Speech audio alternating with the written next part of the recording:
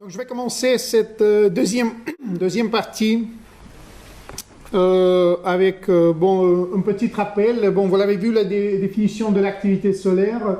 Donc, la deuxième partie de cette leçon se concentrera sur les phénomènes à courte échelle temporelle, de plusieurs minutes à plusieurs jours. C'est la science de la météo spatiale, peut-être ce que Frédéric racontait pouvait être appelé le climat spatial, parce que c'était à long terme. Maintenant, on passe vraiment aux échelles temporelles de la météo spatiale. Donc, pourquoi en fait l'activité solaire peut être néfaste pour nous? Bon, parce que en fait, la Terre même, donc nous tous, on habite dans l'atmosphère du Soleil, d'une étoile qui est magnétique et qui est variable. Donc ce sont les variations du champ magnétique qui produisent l'activité solaire.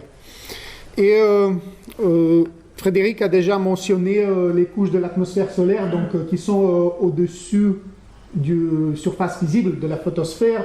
Donc ici, je vais principalement parler sur la couronne, donc, qu'on voit traditionnellement pendant les éclipses totales. Mais bon, bien sûr, c'est quelque chose de très rare, donc on fait les observations spatiales. Donc ici, c'est une image du Soleil qui est faite dans un ray de fer ionisé. Donc c'est la couronne qui a la température d'à peu près 1,5 million de degrés. Donc la surface visible du Soleil, vous pouvez le voir en fait, ça doit être ici. Mais bon, toutes les structures, ils sont au-dessus de ça. Et en fait, si on prend l'image de la surface qui est faite en même temps, vous verrez que les taches solaires, ils sont au même endroit qu'en fait les parties brillantes de la couronne, parce que la couronne est très fortement magnétisée, mais ici, le champ magnétique, ça veut dire qu'il y a beaucoup plus de chauffage, donc il y a plus d'émissions. Mais vous voyez sans doute qu'on ne peut pas aller trop loin de la surface avec la technique d'observation comme ça. Bon, déjà ici dans les coins c'est noir, mais ça ne veut rien dire. Ça ne veut pas dire qu'il n'y a pas de structure là-bas. En fait, il faut utiliser un autre type d'instrument qui s'appelle un coronographe.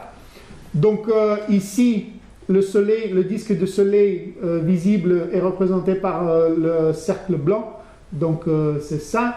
Et en fait, le cercle rouge, c'est l'occulteur. Donc on met un petit disque au bout du télescope pour couvrir l'émission très très forte de la surface et pour voir comme ça la couronne.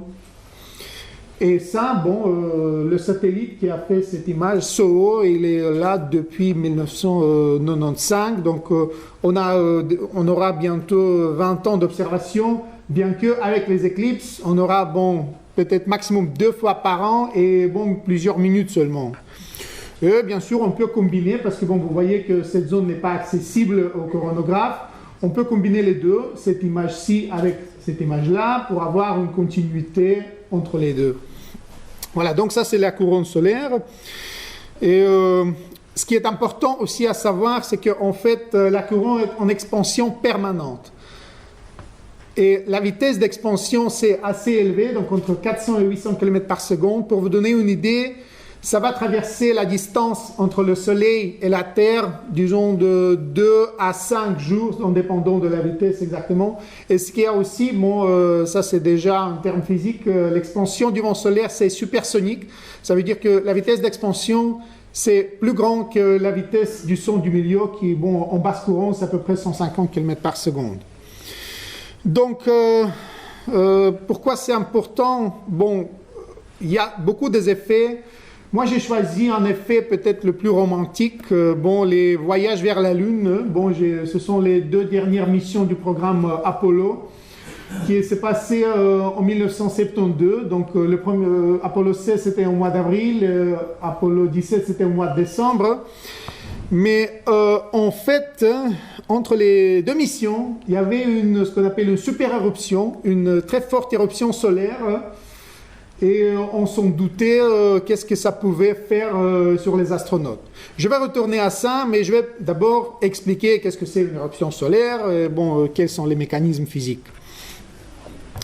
Voilà, bon, une histoire d'une éruption. Bon, ça c'est une image visible. Ça c'est, vous voyez le vent solaire dans les images de coronographe. Donc vous pouvez regarder ici, il y a un groupe de taches qui est très brillant dans la couronne. Et vous verrez aussi, ça c'est une éruption. Vous voyez le rouge et le bleu, ce sont les émissions en rayon X. Et qu'il y a aussi une éjection de masse. Et toutes ces petites points, ce sont les éléments à particules énergétiques.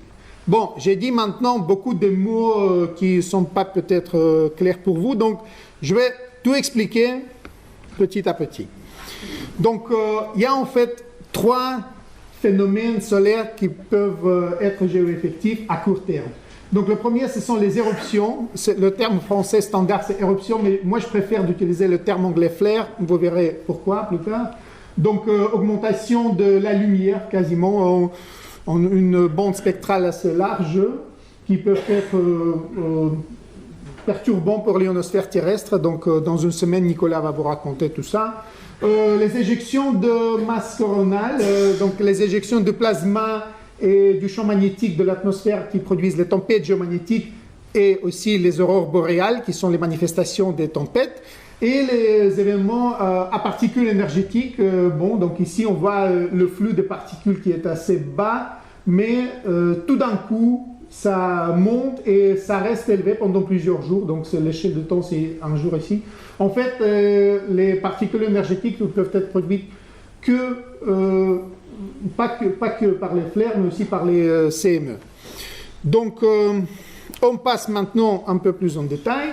Donc, une éruption solaire ou un flare. Pourquoi j'insiste sur un terme qui est peut-être anglais? Parce qu'en fait, les flares, les petites augmentations de brillance, ils peuvent être confinés. Donc, ça veut dire qu'il n'y a pas d'éjection de la matière, mais ils peuvent être éruptifs avec l'éjection de la matière. Donc, éruption confinée, ça sent OK, mais éruption éruptive, je ne pense pas. Donc, je préfère quand même d'utiliser le mot anglais. Bon, je vous explique pourquoi.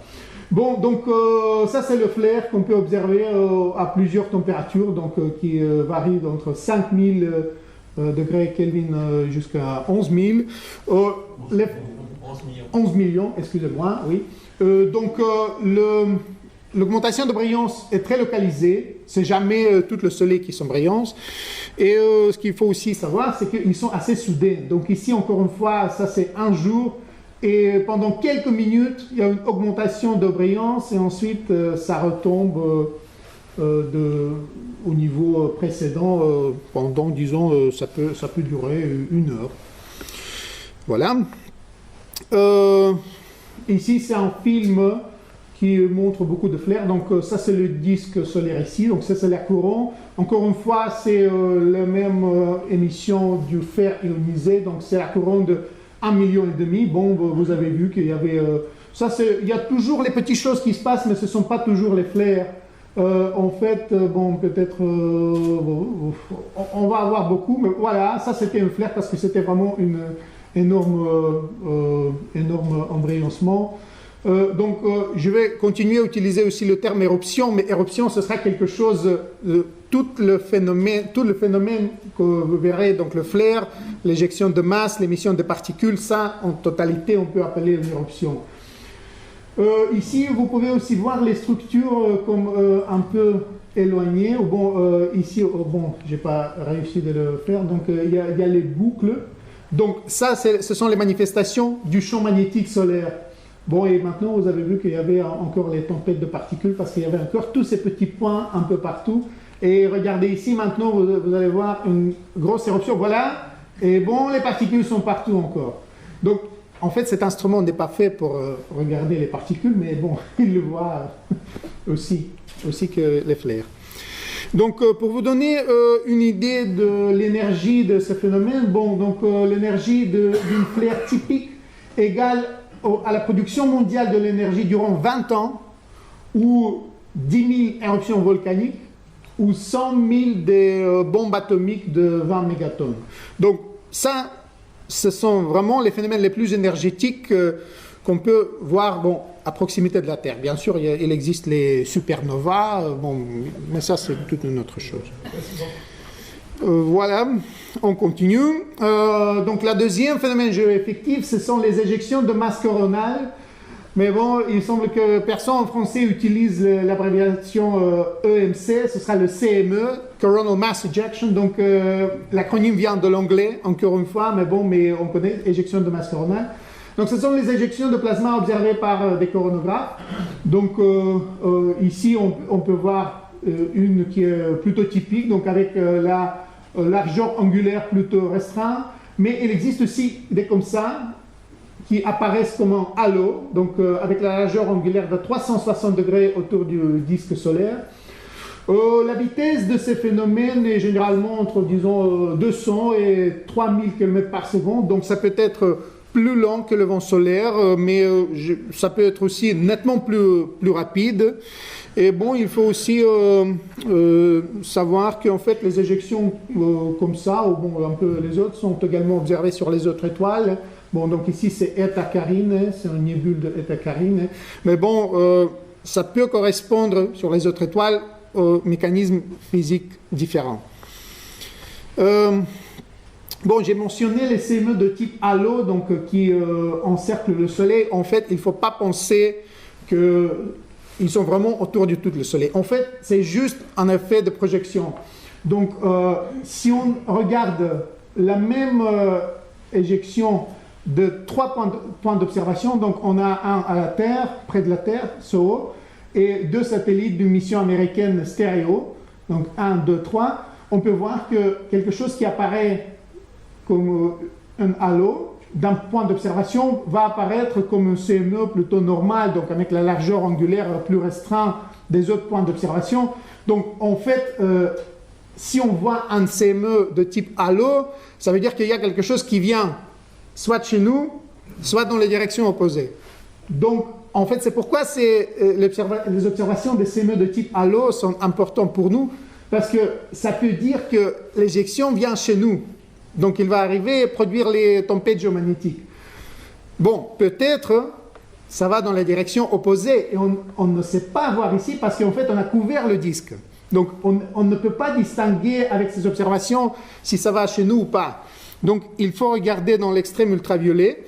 Donc, il y a 5 à peu près signatures des CME que je vais vous montrer maintenant. Avec ça, on peut être sûr, si on voit quelque chose, ça veut dire que la CME vient chez nous. Donc, je lance un petit film. Voilà, donc d'abord, ce qu'on voit ici, c'est encore une fois la même chose. La couronne de la température à peu près 1,5 million. Donc il y a un objet noir qui s'appelle une protubérance qui sera éjecté, bon, en filament plutôt que quand on voit sur le disque. Voilà, donc ça c'est la matière froide, c'est pourquoi il est tout noir, c'est à peu près 10 000 degrés. Bon, et ici c'est... Oui voilà, pour nous 10 000 c'est froid parce que la couronne c'est 1,5 million, mais qu'est-ce que vous voulez? Bon. Après ça, il laisse une arcade des boucles postéroptiques, voilà, ici, qui sont les conséquences de la reconnexion magnétique. Je vais vous expliquer qu'est-ce que c'est un peu plus tard. Et il y a aussi les atténuations de brillance. Bon, peut-être ici, vous pouvez le voir très clairement. Tap, il y a une tache plutôt noire qui apparaît. Donc, en fait, ça, c'est juste l'éjection du plasma qui existait et qui n'existe plus là-bas parce qu'il était éjecté. Donc, ça, c'est le vide, les atténuations de brillance. Et aussi l'ouverture de boucle. Bon, ok, au début, on va voir une boucle comme ça. Ah, ok, j'ai fait... Voilà, j'ai fait ce que Frédéric avait peur. Voilà, bon. Peut-être il faut faire encore une fois.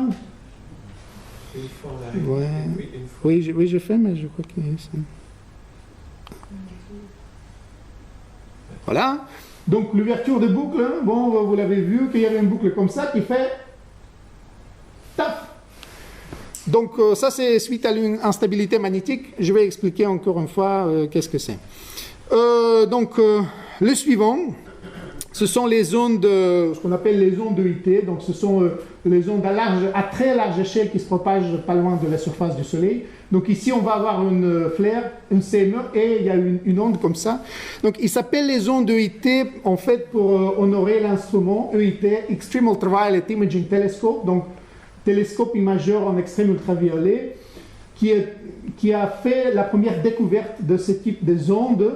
Et en fait, c'était fabriqué au Centre spatial de Liège. Bon, c'était tout un consortium international qui était derrière ça, mais en fait, c'était fait à Liège. Donc ça, c'est une contribution de la Belgique en physique solaire qui sera marquée, j'espère, pour toujours avec le nom les ondes d'EIT. Ça, c'est une des premières ondes d'EIT qui a été observée avec EIT. Et ça, c'est déjà un film qui a été fait avec l'instrument d'une nouvelle génération beaucoup plus performant. Bon, maintenant, on passe à la physique. Frédéric a déjà mentionné les cordes de flux magnétique. En fait, les cordes de flux magnétique, c'est l'ingrédient essentiel des modèles des CME. Donc, qu'est-ce que c'est? En fait, la première approximation, c'est juste en spirale. Voilà. Vous voyez, c'est peut-être pas si simple que ça. Bon, c'est plus torsadé aux couches extérieures et à l'intérieur, c'est moins torsadé. Mais en essence, ça reste une spirale. Et pour vous expliquer qu'est-ce qui se passe, restriction catastrophique du champ magnétique, mais bon, je pense pas qu'on va continuer comme ça quand même. Je vais essayer avec les images. Donc, ce qui se passe, bon, si mes deux mains, ça c'est le plan de la surface. Donc en fait, les cordes, elles sont comme ça. Et ce que vous pouvez voir ici, bon, il est là en jaune, avec les lignes de force du champ magnétique torsadé à l'intérieur. Et bon, finalement, quand il y a une catastrophe, on dit, ça fait quelque chose comme ça. Voilà. Bon. Et pourquoi ça paraît comme ça? Bon, je dis catastrophe, c'est la théorie des catastrophes qui peut être appliquée ici. Bon, ici, je vais faire un peu plus en détail. Donc, ça, c'est la position, disons, la position de notre corde de flux. Et ça, c'est l'énergie potentielle. Donc, l'énergie potentielle, ça veut dire que dans une vallée comme ça, le système peut rester en équilibre stable parce que, bon, si elle bouge un peu, ça va toujours tomber. C'est comme un support un peu ondulatoire comme ça. Si vous le mettez ici, ça va tomber ici, par l'action de gravité. Ok, ici, je parle de gravité. Ici, ce sont les forces magnétiques. C'est une autre chose. Mais la physique elle-même, ici, c'est l'équilibre stable. Donc, ça peut bouger ici un peu, mais ça va toujours revenir ici, dans une vallée. Mais sur une colline, bon, en principe, vous pouvez installer un petit balle sur la colline, mais si vous bougez juste un petit peu, ça va tomber, soit de l'un côté, soit de l'autre. Bon, donc ça, c'est l'équilibre instable. Donc, en principe, il y a deux types de catastrophes qui peuvent se produire. Donc, le premier, c'est l'instabilité. Donc, si quelque chose qui était stable, disons marginalement stable, devient instable parce que la position est juste un peu changée. Mais il existe aussi une autre chose qui s'appelle perte de l'équilibre. Si on va changer les conditions extérieures, parce que donc la forme de cette courbe représente plus ou moins le champ magnétique extérieur. Donc ça, c'est la surface, c'est notre corde de flux magnétique. Et ça, c'est les lignes de force du champ magnétique extérieur. Et donc, ce qu'on peut faire, c'est en fait diminuer le paramètre. En fait, cette courbe est définie par un paramètre A. Et si on va le diminuer, donc en fait, le point d'équilibre, la position de point d'équilibre, il va bouger vers 0, donc vers ici. Peu importe si c'est l'équilibre stable ou si c'est l'équilibre instable. Et donc, qu'est-ce qui se passe si le paramètre devient négatif? En fait, ça, c'est perte de l'équilibre. Il n'y a plus de l'équilibre possible. Donc ça se passe comme ça, donc ce que j'ai décrit. Il y avait cette forme, et ensuite ça se transforme en forme comme ça, et dans cette forme finale, il n'y a plus d'équilibre possible, ça va tomber de toute façon. Peu importe si l'équilibre au début était stable ou pas, ça va tomber. Donc ça, c'est un autre type de catastrophe, c'est une perte de l'équilibre. Il y a en fait tout type d'instabilité. Bon, j'ai déjà mentionné instabilité dans le slide précédent. il y a nombreuses de types d'instabilité magnétique dans le plasma. Donc il y a un autre type que je peux très bien visualiser avec l'écharpe de mon épouse. Bon, donc ça c'est notre corde de flux magnétique. Bon, ça vient d'observation, ça c'est un modèle qui fait ça. Ça s'appelle l'instabilité de flambage. Je vais vous expliquer comment ça se passe. Donc ça c'est notre corde de flux magnétique. Bon, je commence un peu torsader. Bon, dans la situation réelle, bien sûr, il n'y a personne qui fait ça, mais ce qu'on peut faire, c'est augmenter le courant électrique qui coule le long de l'axe. Donc, je fais ça, et regardez attentivement. Il faut faire fort. Voilà, bon. Donc, il y a une torsion. Donc, ça, c'est l'instabilité de type de flambage. Le système ne peut pas rester dans le même équilibre et il va être perturbé. Donc, bon, c'est à peu près la même forme que vous voyez ici. Voilà. Mais en fait, ça s'est connu depuis déjà plus de 50 ans, quand on a commencé les premières expériences avec la fusion. Donc, on voulait confiner le plasma comme un cylindre de plasma, comme ça, avec le champ magnétique. Et en fait, ça ne marchait pas, parce que c'est exactement ça ce qui s'est passé. Le plasma était instable et produisait les flambages comme ça.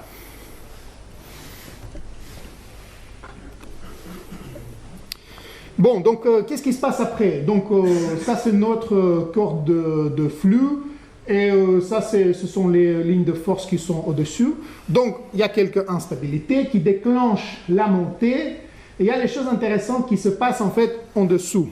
Donc, je fais une coupe. Voilà. Donc, ça, ce sera une section de cette corde de flux. Bon. Donc, en fait, bon, ici, les lignes de force sont fermées, donc comme un cercle, mais en fait, c'est en spirale. Donc, vous voyez cette spirale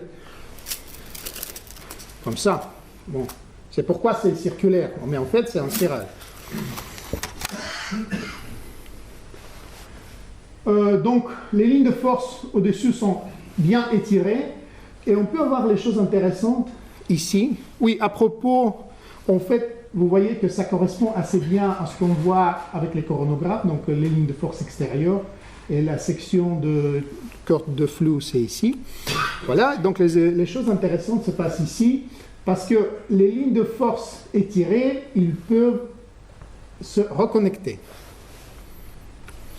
Bon, donc la reconnexion magnétique, c'est un phénomène connu pas seulement dans le plasma solaire, c'est à peu près tout le plasma qui fait ça. Donc, bon, si on met en contact deux domaines avec le champ magnétique qui se dirige dans les directions opposées, donc ici c'est vers la droite, ici c'est vers la gauche, et si on le fait pousser ensemble, bon, les lignes de force vont reconnecter, former les nouveaux lignes de force, comme ça, avec la couleur combinée, qui seront éjectées à gauche et à droite. Donc, ça c'est un point X, de type X, c'est exactement ça qui se passe ici. Bon, je vous ai montré sur un slide précédent, bon, ça c'est la structure tridimensionnelle. Si on fait une coupe ici, on verra exactement ça. Donc en fait, la reconnexion mène à la conversion de l'énergie magnétique libre qui était contenue dans le champ magnétique avant l'éruption en autre type d'énergie. Donc énergie cinétique du plasma, donc éjection de la CME, énergie thermique du plasma, donc le flair, le chauffage, et l'énergie des particules énergétiques qui peuvent se thermaliser et aussi produire une autre composante de l'émission de flair. Donc, ok, ça marche. Donc, c'est exactement ça que vous pouvez voir ici dans les observations. Voilà, cette forme en X, c'est exactement ça. C'est vraiment amusant parce que, en fait, c'est que très récemment que cette confirmation, cette observation de confirmation a été faite. Avant, c'était la confirmation plutôt indirecte, mais ici, bon, je ne pense pas qu'il y a les doutes. C'est exactement ça ce qui se passe au Soleil.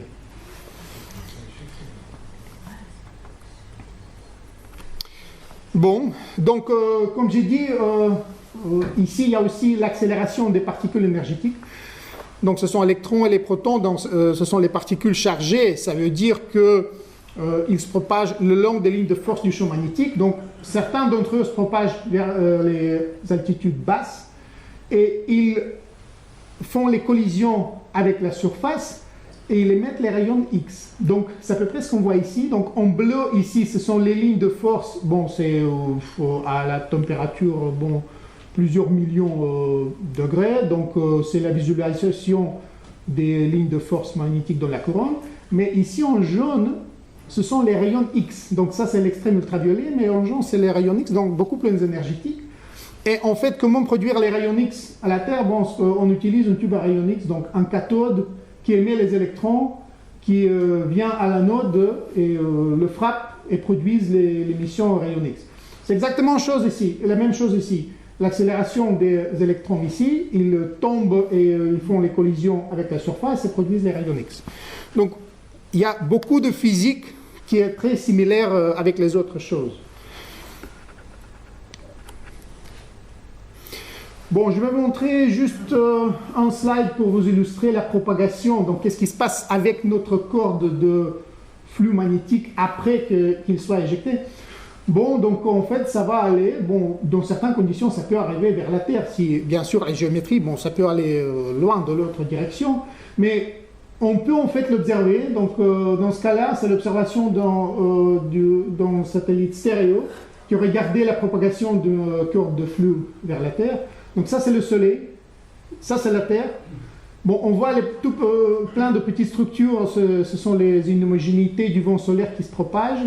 Et il y a aussi un ou deux fronts nets. Donc ce sont les fronts des CME qui viennent directement vers la Terre. Donc maintenant, on peut faire même les observations comme ça. Bon, donc je passe au troisième phénomène, le dernier phénomène de l'activité solaire géoeffective. Les événements à particules énergétiques, donc ça j'ai déjà montré, donc il y a un sursaut soudain et les flux de particules restent élevés pendant plusieurs jours. On peut voir ici la même chose, donc il y avait une éruption avec la CNE et il y a toute une tempête de neige, parce que bon, ça appelle un peu la neige, mais bon, ce sont les particules énergétiques. Il y a en fait plusieurs façons pour une éruption solaire d'accélérer les particules. Donc on peut avoir la reconnexion, ce que je vous ai montré, pour accélérer les électrons qui produisent les rayons X. Certains de ces électrons sont accélérés vers les hautes altitudes, et donc ils peuvent arriver à la Terre. Mais surtout, ce qui est le plus important, c'est en fait l'onde de choc qui est produite par la CME, qui aussi participe à l'accélération. Donc, qu'est-ce que c'est une onde de choc? Donc, en théorie, la concept théorique, c'est l'augmentation soudaine et contemporaine de 4 quantités, donc la vitesse du plasma, le champ magnétique, la température et la densité. Donc, en fait, bien sûr, les images spectaculaires, comme c'est une explosion nucléaire sous-marin, en fait, le nuage, c'est pas l'onde de choc. En fait, l'onde de choc, ici, il est le plus proche à ce cercle-là. En fait, l'onde de choc, c'est la première chose qui arrive vers nous quand il y a une explosion quelque part là-bas. En fait, l'onde de choc, c'était un peu plus en avant, mais ici, on ne le voit pas. Donc, on peut dire que c'était là, autour de ça. Un autre phénomène que vous connaissez sans doute, si on fait tirer quelque chose, donc il y a une balle qui sort, voilà. Ici, il y a plein de cercles. C'est une très jolie visualisation, je trouve. En fait, tous les cercles, ce sont en fait les ondes acoustiques. C'est le son. Parce que si vous tirez, il y a un son assez fort qui se propage. Et donc, ça se propage à la vitesse du son. Donc, le cercle le plus extérieur, ici, il est un peu plus loin que le cercle le plus brillant.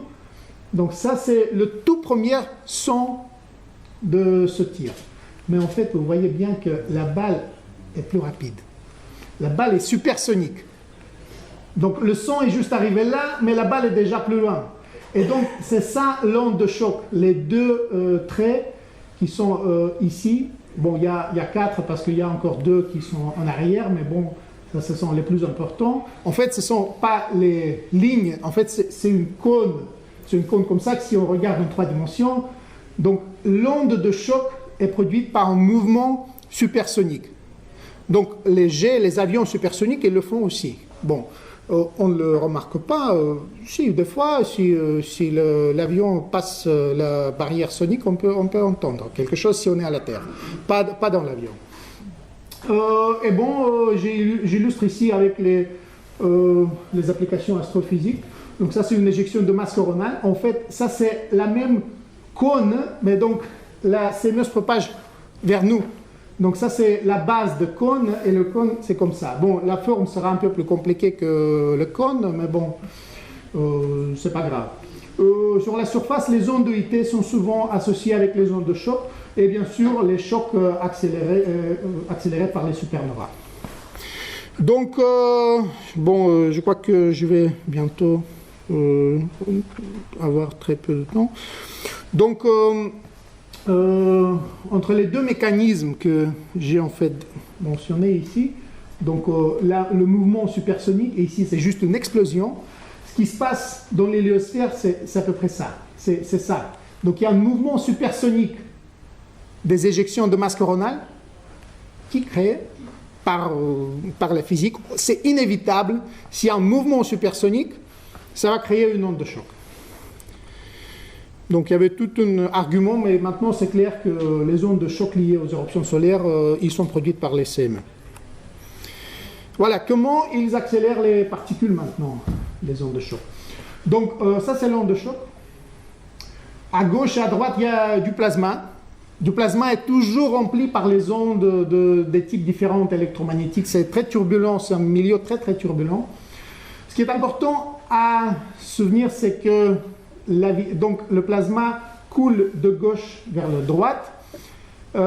Ici, donc, la vitesse est plus élevée. Ici, la vitesse est moindre. Donc, comme j'ai dit, que, en fait, le choc, c'est un sursaut de la vitesse. Donc, ici, c'est plus rapide. Ici, c'est moins rapide. Et donc, en fait, les particules font traverser l'onde de choc. Et à chaque fois, elles rencontrent une onde qui, en fait, c'est une collision, carrément. Donc, ils sont réfléchis vers l'autre direction et ils passent le choc.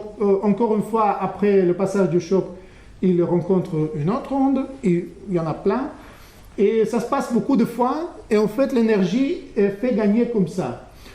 Donc, pourquoi en fait c'est fait gagner? Parce qu'en fait, à gauche, chaque réflexion, ça donne de l'énergie. Mais en fait, à droite, chaque réflexion lui fait perdre de l'énergie. Mais il ne faut pas oublier qu'ici, la vitesse, donc ces petits bonhommes, ce sont les ondes, disons, les ondes qui font les collisions avec les particules. Donc ici, ils sont sur une petite fusée, donc ils sont plus rapides. Et ici, ils sont très très lents, donc ils se font tirer par un autre bonhomme. Donc, s'il y a un ballon qui vient et donc il est frappé par une raquette, ou bon, il ne faut pas frapper en fait, parce qu'il y a un mouvement déjà avec de la fusée, donc il se met en collision, il traverse le choc, il arrive ici, mais ici en fait, la vitesse est moindre, donc il perd moins de l'énergie qu'il gagne ici. Il gagne plus ici.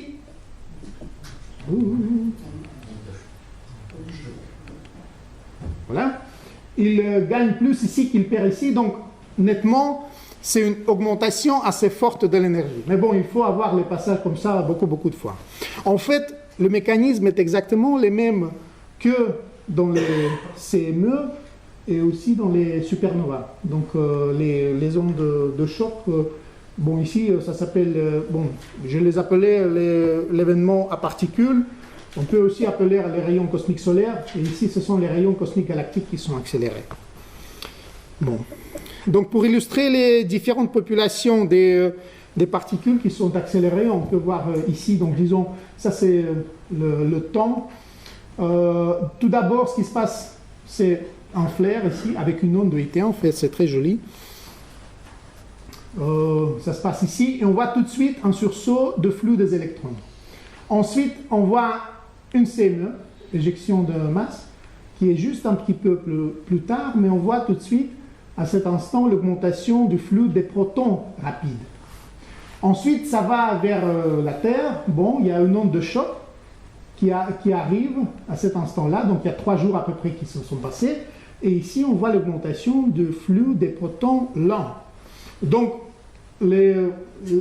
à 3 occasions, donc le premier c'est le flair, l'accélération des électrons, le CME, l'accélération des protons rapides, et ensuite quand le choc arrive chez nous, on voit l'accélération des protons lents, on voit les différentes composantes des événements à particules énergétiques. Bon, maintenant, je vous montre le même film, mais je crois que vous êtes armés déjà avec la nouvelle connaissance, que bon, maintenant vous comprenez ce que je vais dire. Donc, les taches solaires sont ici, donc la couronne est brillante, donc on va avoir une flaire, donc les particules sont accélérées et ralenties par les collisions avec la surface, en bleu et en rouge aussi. Une éjection de masse, donc l'instabilité magnétique, et avec son choc qui accélère les particules qu'on peut voir ici. Voilà. Donc, on retourne aux astronautes. Donc, en fait, quel était le danger? Mais pourquoi, en fait, cette super éruption, il nous fait tellement de problèmes? Elle pouvait, bon, heureusement, il n'était pas là pendant l'éruption. En fait, le danger était réel et en fait, le danger, très probablement, était mortel. Parce que ce qui se passe, c'est que bon, il y avait un flux très élevé des particules énergétiques. Donc, c'est une tempête de radiation. Donc, ces radiations, bon, à peu près ce qu'on peut avoir à côté d'une explosion nucléaire. Si vous ne serez pas tué avec une explosion même, bon, la radiation va vous tuer assez rapidement. Donc, il faut se souvenir que la plupart de ces particules étaient produites par l'onde de choc qui était produite par la CME, donc l'éjection de masse coronale, ce que je vous ai montré il y a peu. Donc, si vous allez en espace, il faut faire attention. Voilà, et je finis avec un film promotionnel de la NASA qui couvre un peu tout, en commençant par ce que Frédéric a raconté. Donc ça, c'est le noyau du Soleil, donc ce sont les protons qui vont faire les collisions et produire les noyaux d'hélium, voilà, taf, avec la lumière qui se produise. Cette lumière va maintenant traverser la couche radiative du Soleil. Ça prend 1 million d'années, comme Frédéric a déjà mentionné. Voilà, il y a toujours plein de protons, mais donc la lumière est réabsorbée et réémise. Donc ça passe maintenant dans la zone convective. Bon, vous voyez les vortex convectifs ici. Bon, et c'est ici que le champ magnétique se forme. Et voilà.